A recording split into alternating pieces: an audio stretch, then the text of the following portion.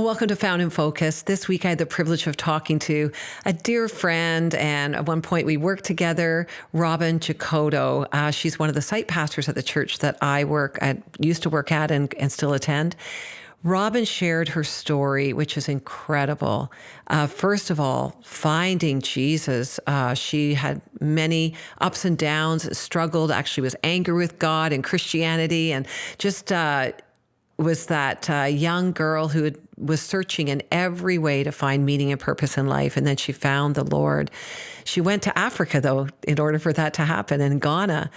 She unpacks her story and the lessons learned. And then she shares how in recent years, she found out that she had a brain tumor. She found out very quickly, within 2 days, she was in surgery for this brain tumor. And people often ask Robin, like, were you mad? Were you angry?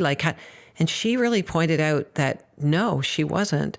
And that she had truly carried an attitude of gratefulness. Boy, that's hard. You know, when you suffer and you go through things, you go through traumatic things, how are you truly grateful? And Robin has just developed this gratefulness in her life. She says you can be grateful or you can grumble. And I think that's very true. When bad things happen to you, are you grateful or do you grumble? And it reminded me of Philippians 2, verse 14 says, do everything without complaining and arguing. Some versions say, do everything without complaining and grumbling. And you know what? I think that there's a big lesson here for a lot of us that when bad things happen, maybe things don't go the way we want. Maybe it's as traumatic as having a brain tumor and she had the possibility of losing her life. You'll have to listen to the Found podcast to hear this miraculous story and what happened. But we really need to watch whether we're grateful or we're grumbling. Philippians 4 talks about in everything, the good, the bad, and the ugly, in everything give thanks.